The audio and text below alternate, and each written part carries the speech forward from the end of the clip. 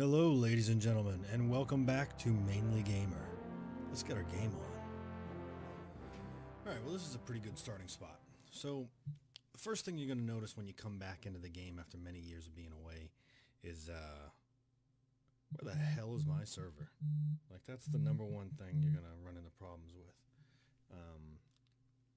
My server, which was Zev many years ago, merged, and there's nothing on here that clearly states where it went.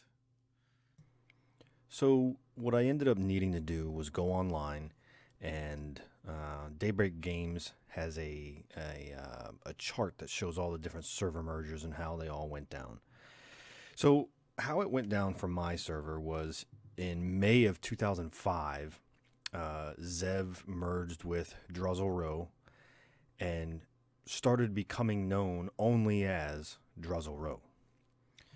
Well, in June of 2010, so 5 years later, they merged with the server Zegany and became, from that point on, known as Zegany / Druzzle Row. Now, why not have Zev's name in that name listing is beyond me. It just makes things a little more complicated. Some of them stayed individual, like this one here, Feronia V or Feronia Vi, however it's said. It's that role-playing server with the nice loot rules and the crazy XP. Then you got all the European ones that kind of merge together into this European one. Let's go ahead and enter into the game. So, my channel name is Mainly Gamer. That may indicate to some of you, if you look at the spelling, that I may be from Maine. That is correct. I am from Maine. So as such, I've decided that at least these two characters that I'm going to be making here are going to have character names, something owing to the great state of Maine. So I made a guy named Ogunquit. That's how you pronounce that. It's a town here in Maine on the coast. So I've decided, as I said earlier in the first video, that we're going to be using a wizard. So the first thing I want to draw your attention to is, and I don't know if my cursor's really showing up here, but I want to draw your attention to the free player status that's showing right here. There's three options, if you will. If you're a returning player who had an account, then you canceled your subscription, you most likely will have a silver account status right here.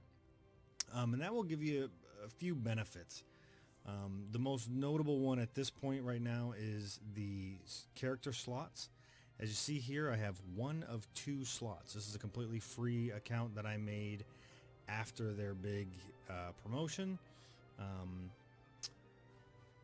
In an attempt erroneously to try to create another account that would have another 85 using the upgrade here, the heroic upgrade. Turns out that doesn't work. You had to have had the account prior to being able to do that. Now the thing I want to say is I have 2 accounts right now that are silver status. One is my original account that I've been playing since originally back in Ruins of Canark. And the other one was one that I created probably in, I want to say 2012, 2013, somewhere around there. I got back into the game when it went free to play, or shortly afterwards, I think. I just wanted to, try to, bring back the nostalgia of the game. It didn't happen because obviously the big thing was grouping, and there's this whole soloing aspect to it now. But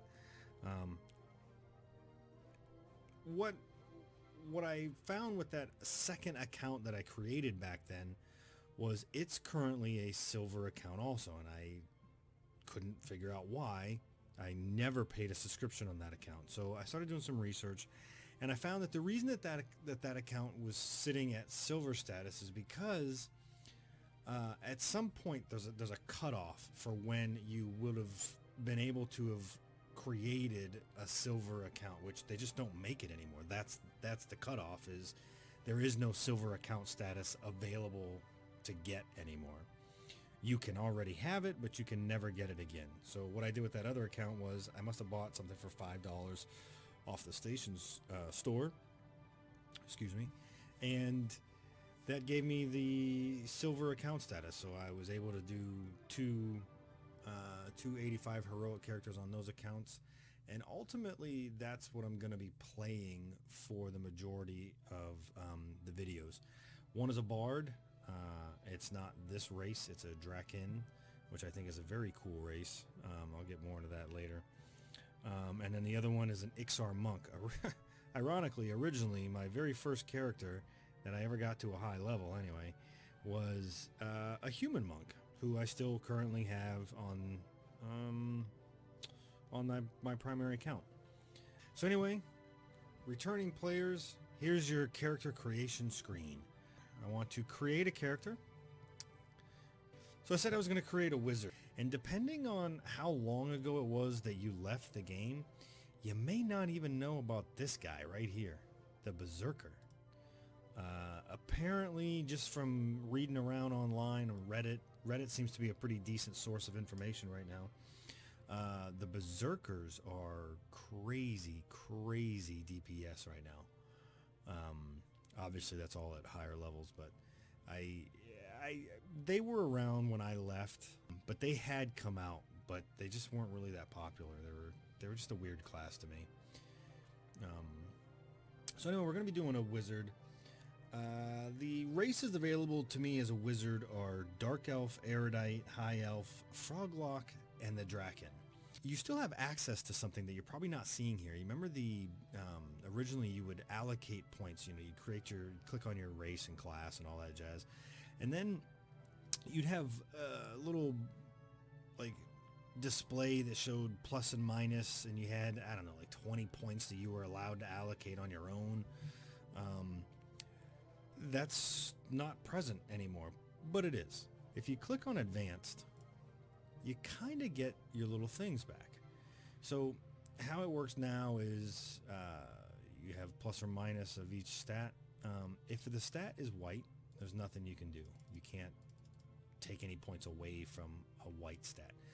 But the green stats, I can take points away. Now, this may not seem like a big deal, especially when you're talking about the gear that's in the game now, this Defiant gear. Back originally in EverQuest, if you had a starting strength of 55 here, boy, you'd pretty much pick up a couple of berries and be encumbered and not be able to move. So, it would have been kind of helpful to have said, okay, well, I'm going to take, 5 points out of here, drop them into there, because you can do that.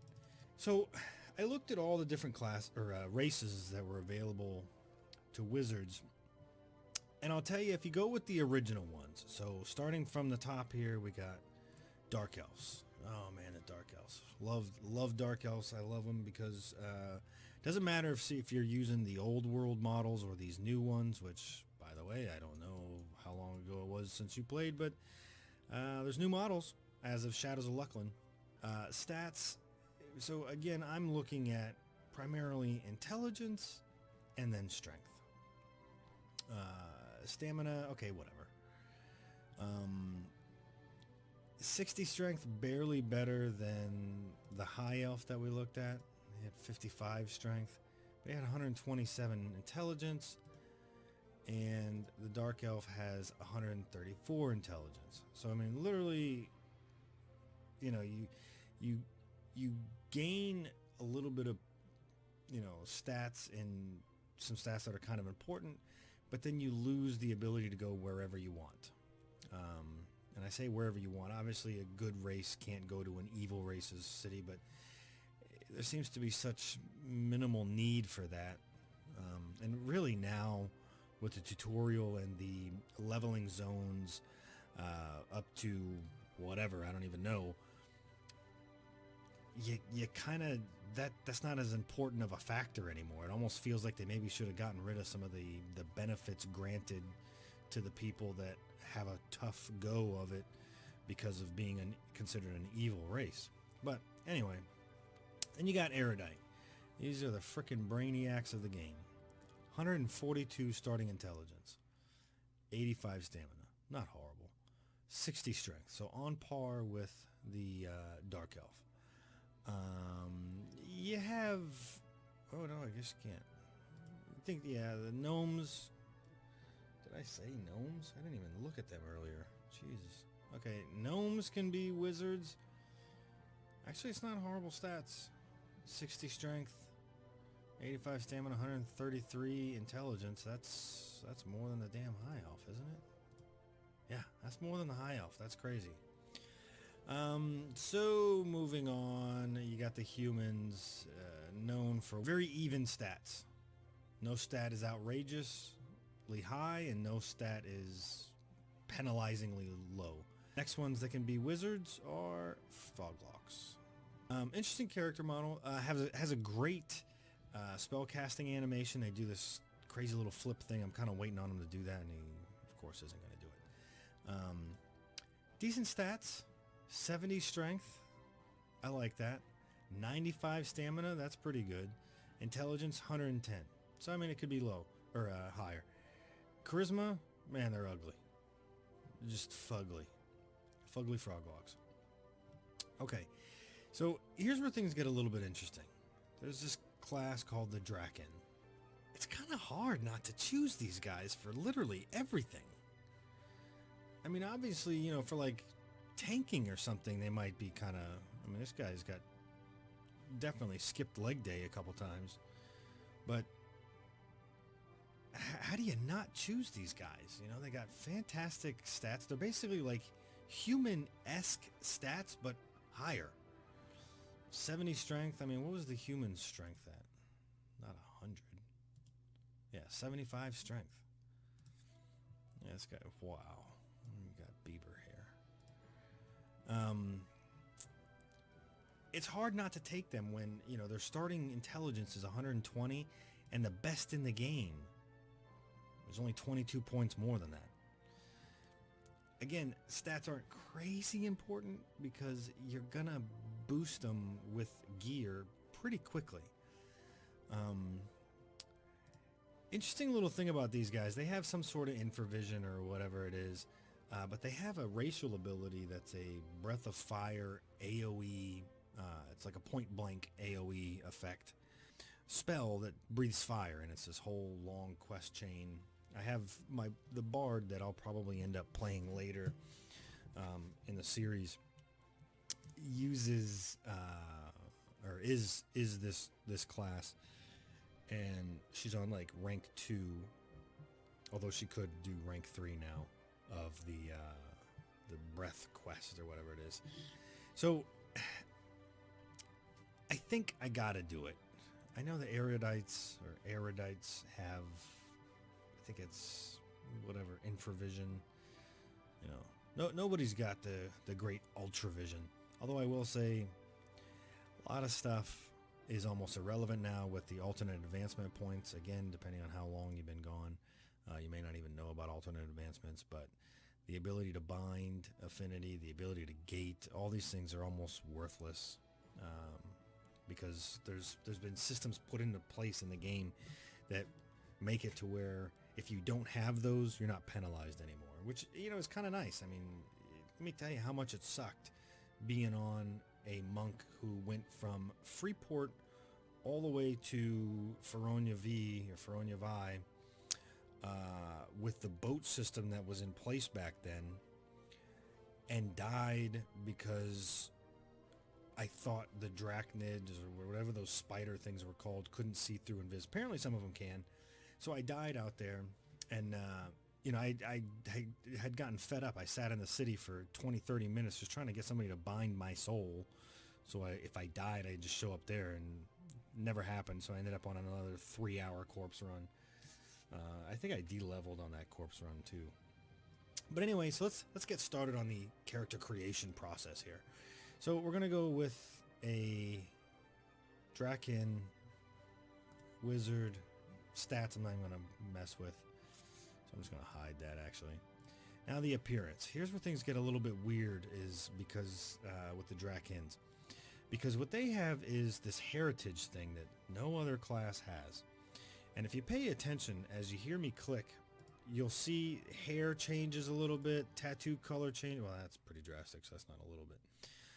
But you can see the names, you know, it's Althus or Atithus, the red, Misafar, the white, Dratan Ra, the black.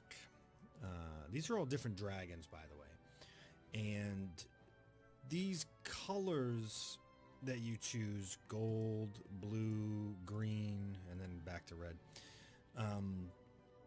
they kind of determine the type of fire breath attack that you're going to get as your racial. It does something, I think it lowers the resistance to, or it's got a resistance modifier on it or something of, based on whatever the breath is that, you know, your color is assigned to. It's actually kind of important because, as you remember, EverQuest is not great at questing. So it's hard to tell which color you are when the time comes to choose the person you have to talk to get your breath quest. So on my bard, I think I went with the red person. On this one, I'm going to go with Dratan Ra, the black. I'm only doing it because I'm pretty sure that that's the name of the guy that you end up, once you get through the first bit of that quest line, you end up going back to the same dragon every time. He's like the father of the dragons, I think. And these are full-on, full-size dragons, by the way. And I believe it's this guy, this Dratan Ra the Black. So, all right. Weirdly enough, when you are making characters, I swear that there were a lot more options on some of the other races, but this is the only race I've found where I have access to every one of these sliders. On barbarians, it's like face, hair, and that's it. And tattoo. All right, so we'll go with that guy. Not gonna lie, a lot of these hairstyles are just, I mean, what? Even Orlando Bloom wouldn't be caught wearing this hairstyle. That's a horrible one. I gotta go with that. I mean, that's horrible. Oh my God. What is this? Jeez. Oy. Oh yeah, that's fantastic. No. We got bald. I just think it has to be bald. Eye color, actually one of the few races, much like the Ixar, where you get some extremely weird looking eyes. Like, that is amazing to me. Very cloudy looking. Why is that not changing? Oh, that's hair color. Let's try the eyes again. Of course, you zoom me out, I can't zoom in, so I gotta go back to hair color to come in close. Okay, so there's blue, there's a light blue, there's kind of a whitish. Nah, not liking that. No, ooh, kind of like that. It's very reptilian looking. Oh, that's just, it's the worst case of bloodshot eyes I've ever seen. Oh, that's it right there. I don't even have to go any further. Facial hair, they actually get it. Jeez, okay, I was gonna say, I thought they did. Oh man, what is that? No sir. I kind of like, I mean, it's a wizard, you know, you gotta have a little goatee going on. Facial hair color, your heritage, by the way, really determines your hair color choices. So facial hair, yeah, probably not going to have too many. I got like 4 choices. I'm going to go with the darker ones that actually shows up. Tattoo, this isn't like the Barbarians' woads or woads or whatever those things are called. This is full on, full body tattoos. You see it changing. I don't know why I spend any time thinking about this. It's just going to disappear. You're going to not see any of it. The details here are the little face spikes. So I mean, I kind of like this look here. So I'll hit accept. Another little thing about being on a completely free account is the city you're going to start in is going to be Crescent Reach. And you can choose to turn off the tutorial, but half the point of this video is the tutorial. So I say let's jump into the tutorial. Crescent Reach, can't change it. I imagine if I was a paid account, I'd be able to. But as it stands right now, I'm not paying because it's free. So let's go with the name. I mean, I could go crazy. This guy's not really gonna last very long anyway. Passamaquoddy. There we go. There's no way that name's taken. There's just no way. Of course not. Oh, and then we crashed back to this. Passamaquoddy, if you're familiar with it, it's the town from the original Pete's Dragon movie. It's actually a real place. It's Passamaquoddy Bay. Well, let's click on Enter Tutorial here. Sometimes it just does that. It kicks you out to the character select screen. And I think we're... Yeah, here we go. The kobolds of Glooming Deep dig far below the surface. Okay, you know what? If you want to watch that, knock yourself out. Alright, so here we are in the game. Again, I saved you the loading screen. Looking out for you guys. So, it's a mess. Absolute first thing I need to do is get out of windowed mode. I don't even know how it ended up like this.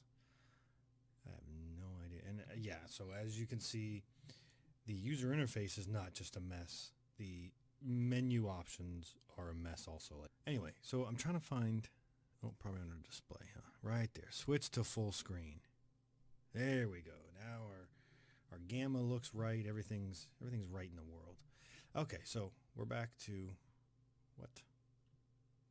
Okay. Go away. So you're going to get nagged occasionally. I don't know that I've seen it pop up on me while playing, but it definitely pops up. Wow. Why wasn't it scaled properly from the beginning? I didn't know all that stuff was there. But anyway, it's just telling me to upgrade to an all-access account or the gold account, as you'll hear it called sometimes. The big deal with this prestige items and the mercenaries, the prestige items, so far, I think that's mostly cosmetic.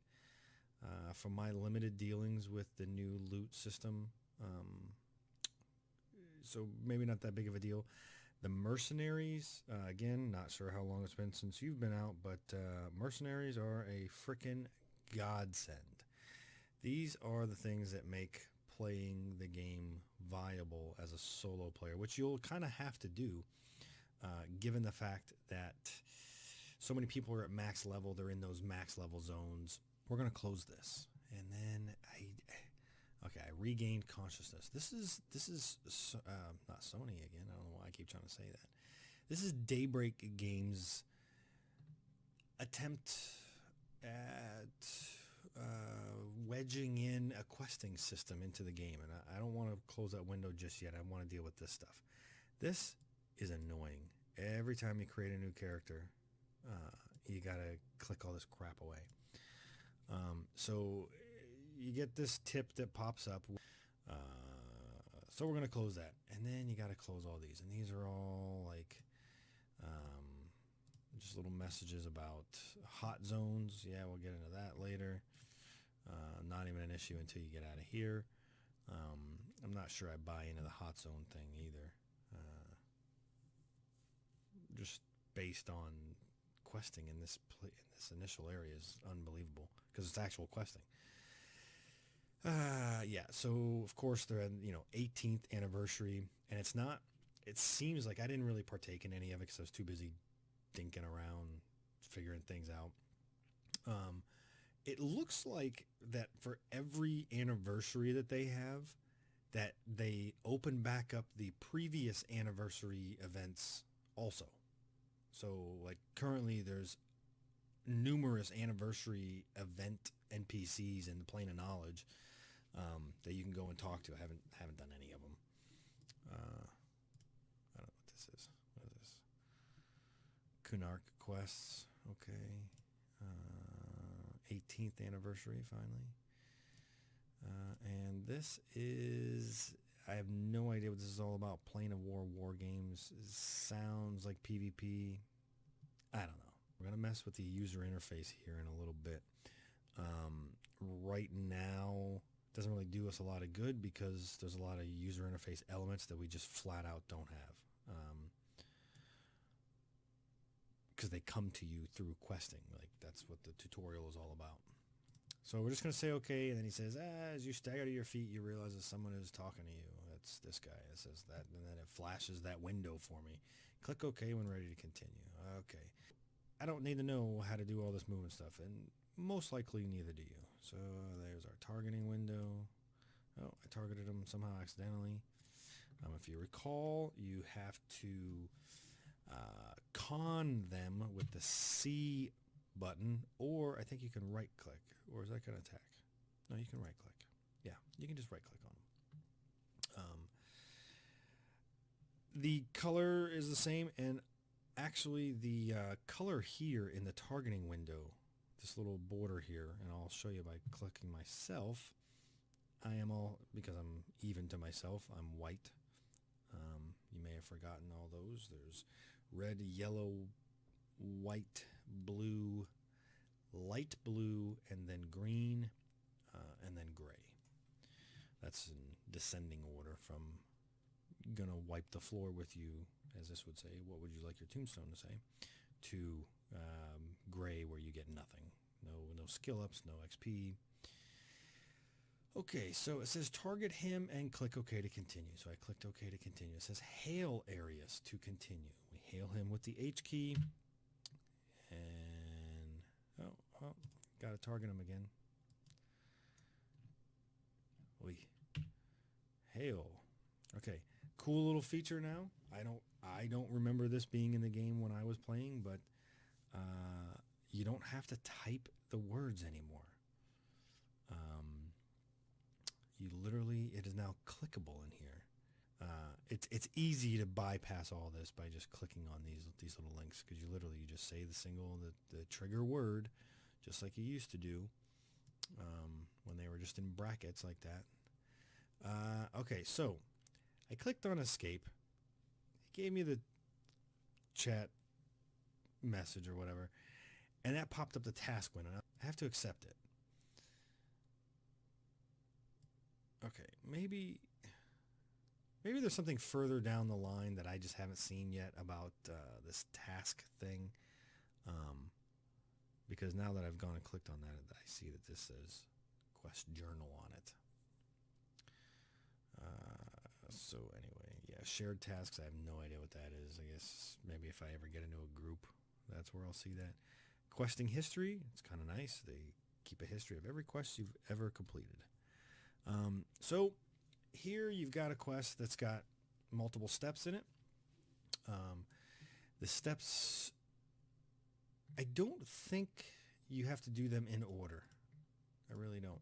So you've got all these different steps here, and some of them are literally just like walk somewhere.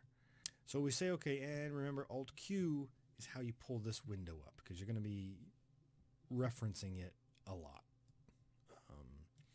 It's got your objectives here, and then this is just kind of like the quest narrative. So we're going to say okay, and then the door should open just like it did. Find the Glooming Deep Jailer to continue. So here's the thing that annoys me. I can click this all day long. It doesn't go anywhere. Oh. Hey, but I can hear the door is opening. That's a neat way to keep the door open. Okay, so you literally start out keeping this, and this is the only time this ever happens is with this little questing thing right here. That it just stays up. You can't do anything until you get to the next part, which is find the Glooming Deep Jailer. Now, luckily, that guy is right over here. It's funny.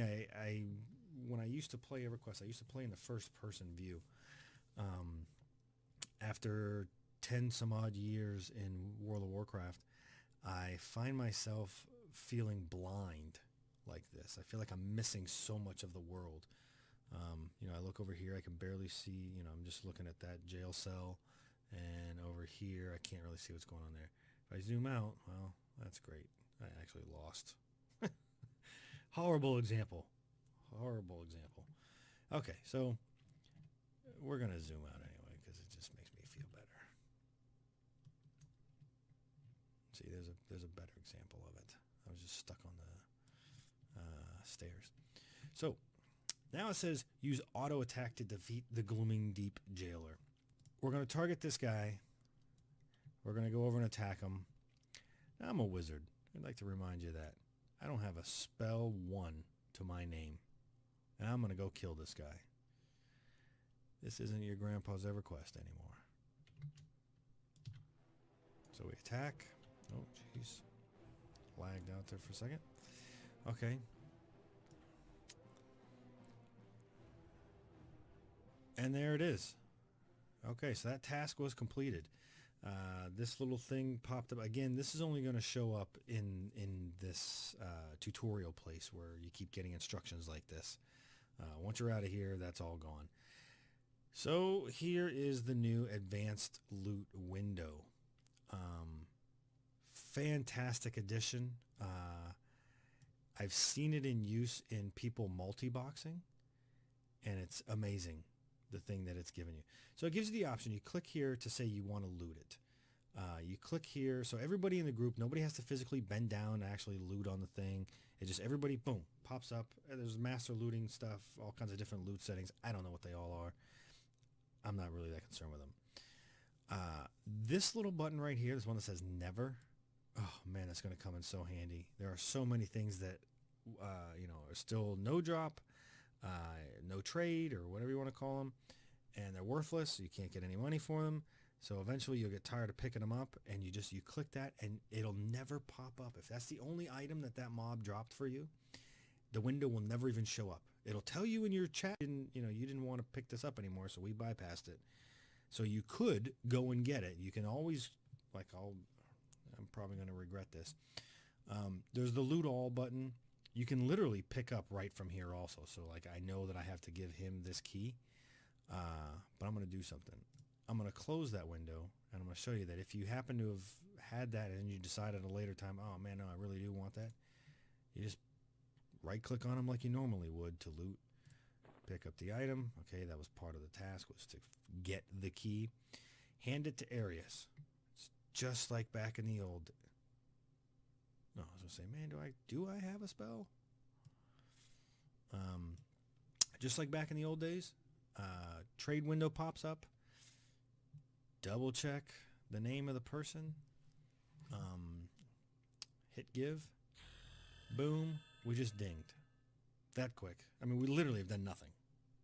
We walked over, let this guy, Arius, kick this Noel's ass, and then we stole his key, and then Arius was like, hey, good job. You're level 2 now. So congratulations. You've finished your first quest. I don't think I've ever actually read this one. You may access the game menu at any time by pressing the EQ button on the right side of your screen. This is a trap, man. This is some General Akbar shit trap right here. Pressing the EQ button on the right side of your screen. Yeah, well, it's right here. Let's go ahead and click that bitch. Yeah, I mean, this seems pretty easy, right? Man, come on, guys. Got to do better than that.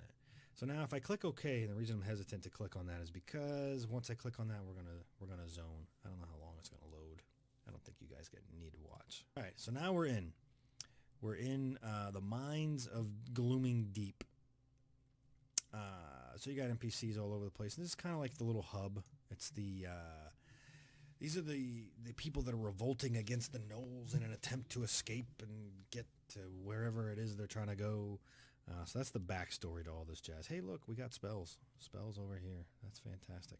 You can move pretty much any window around however you want, or any item or element of your user interface that you want. Once you get a setup that you really like, you can save your setup and then copy that setup. You don't even have to save the setup. You literally just copy it from some other character, which is what I'm going to do. So I'm going to close this. So basically we got to start, it says begin your training, hail the various members of Glooming Deep Slave Revolt to learn more about the game. So everybody's got, different tasks and stuff that they're in here for. Another amazing little addition to the game was the fact that it says what the hell this guy's for. Trade skills. Oh, gotcha.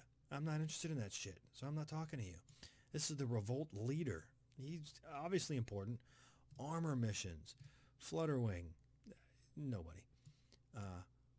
Swimming. That's going to be a big topic. Let's go ahead and close this. It says, hail Arius or guard Ratis to continue. Now, here's the awesome thing. If I click OK on this, the Revolt of Glooming Deep, it immediately tells me it's still here. You know, I didn't lose. Like, I was so nervous to click anything away initially because I was like, oh, man, I got to write this shit down or something. No, you don't. Oh, and here's a cool little thing. You can hide the quests with this little tab here. So basic training we want to do because at the end of basic training, you get an item. The Revolt of Glooming Deep that's like the overarching story of this entire tutorial. So you don't necessarily need that up at all times because every one of these little tasks, let me expand that part of the window. Every one of these little tasks here, you're going to end up getting those anyway. Now, there's no thing in place to tell you, hey, this guy's got a quest for you. So you're still, like in the old days, randomly hailing people, seeing if they got quest text for you. Because that is a huge part of this game now. This whole area that you're going to see throughout this series of videos is there's some legitimate questing. Like there's no more, you're not mandated to just go sit in a spot and have mobs pulled in for you or be the puller and just kill mob after mob after mob, mindless grinding. You can still do that, and that's what the hot zones are for, I guess. I also love that now people have names on them because, my God, do you remember? Do you remember what it was like to find, anything? Like, I mean, bankers and innkeepers, they were okay because their names were literally like Banker Elegist or whatever, or like this guy, he's the banker over here. The guy's name was like Banker Lindro and Merchant, whatever the hell that is, Wijdan. But now they actually have that shit in here. Okay, Soulbinder right here, same thing. You walk up to him, you hail him, you say, bind my soul, and he's going to bind your soul. You're already bound here, so it's not an issue. In fact, when you die, you keep popping up back in here. I guess there's some level that's cut off at. But as soon as you leave here, you're in the big city of the Draken. So first thing I want to do is I want to fix this user interface. Sweet Mary, Martha, and the kids. This thing is ugly. So we want to copy a layout. And there we go. So you choose the UI that you want to copy, what server it's on, and then, yes, I want to copy the socials, the hot buttons, and the loadouts. You click on copy. You say, yeah, I know it's going to overwrite. And then you wait almost longer than it took to zone. This is getting outrageous. There we go. Okay, so there's a big glaring hole right here. That is an additional, so you right click on any one of these chat windows. New chat window. Lucky for me, it's going to pop right there. But I still got to do the filtering. So filters, I happen to have mine set to melee all, and then I want hits mode. Again, I right clicked on the window. I want hits modes to be for everybody. Every single melee combat message I want abbreviated. I don't want the Passamaquoddy swings at Scribe Farquhar. I literally just realized that guy's name is Farquhar. That is awesome. Anyway, Passamaquoddy swings at Scribe Farquhar and misses. I don't need all that. I just need Mrs. Farquhar or whatever. I forget what it shows, but just the numbers alone wasn't enough for me. And unfortunately, it's definitely pulled a lot of the buttons that are not usable because they're abilities that belong to other classes. Specifically, this was my bard. So you may recall there are macros that you create. Here's one now, auto inventory. Big pain in the butt when you get foraging or stuff just ends up on your cursor, like what keeps happening. And I got so aggravated with it. Because you gotta open your inventory with I and then place the item down. It was just a pain in the rear end. So I was like, screw it. I got a little MMO mouse, put the auto inventory down here on my 12 button, and whenever anything's stuck to my my cursor, I just smash that and boom, it's gone. Follow, yeah, that's puller. Oh, see, those aren't going to work. Now I will not be having a single forage. This is, I think, the first class I've made that race and class combination that doesn't have forage. Okay, so let's get this ball rolling. All right, guys. So at this point, I realized I maybe had way too much footage. I had about another hour and 10 minutes of footage of me just starting to get ready, and I realized that is way too long for a very first video. So I decided to split the video here. I think that was a pretty decent spot. And in the next episode, there'll be a lot more gameplay footage. So until then, if you have any feedback you'd like to provide, go ahead and throw that down in the comments section. I would greatly appreciate it. So until episode 3, thank you for watching, and we'll see you again on Mainly Gamer. Sounded like Marty Stouffer from Wild America just there.